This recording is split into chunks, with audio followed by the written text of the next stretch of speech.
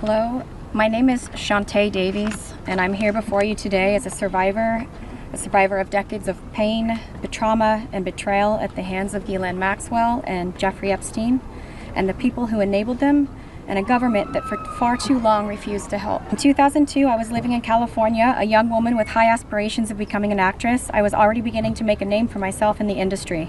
A person I trusted, someone I thought was a friend, invited me to meet a powerful woman who could help advance my career. That woman happened to be Ghislaine Maxwell. I was asked to give her a massage, though I had almost no experience, and when I did, she praised me and promised introductions to someone enormously powerful, someone who could change the course of my life, and that man was Jeffrey Epstein.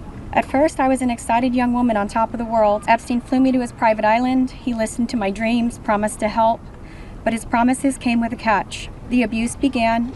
He told me to keep it secret. He manipulated me with quid pro quo I did not consent to, but I felt I had no one to turn to. He was too powerful. I was just one of the many young women trapped in his orbit. I was even taken on a trip to Africa with former President Bill Clinton and other notable figures. In those moments, I realized how powerless I was. If I spoke out, who would believe me? Who would protect me? Epstein surrounded himself, with the most powerful leaders of our country and the world. He abused not only me, but countless others, and everyone seemed to look away. The truth is, Epstein had a free pass. He bragged about his powerful friends, including our current president, Donald Trump. It was his biggest brag, actually. And while what I endured will haunt me forever, I live every day with PTSD. I live as a mother trying to raise my child while distrusting a world that has betrayed me. This kind of trauma never leaves you. It breaks families apart. It shapes the way we see everyone around us. But one thing is certain. Unless we learn from this history, monsters like Epstein will rise again. There are files, government files, that hold the truth about Epstein, who he knew, who owed him, who protected him, and why he was allowed to operate for so long without consequence. Why was Maxwell the only one held accountable when so many others played a role? Why does the government hide this information from the public? This secrecy is not protection, it's complicity. And as long as the truth is buried, justice will remain out of reach. That is why this bill matters.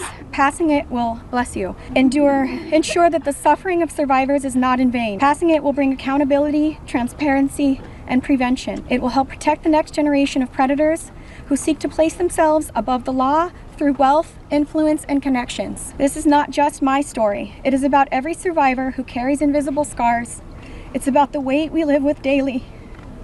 It is about the families broken and the future stolen. So I ask you, President Trump and members of Congress, why do we continue to cover up sexual abuse and assault? Who are we covering for? Let the public know the truth. We cannot heal without justice. We cannot protect the future if we refuse to confront the past. Thank you.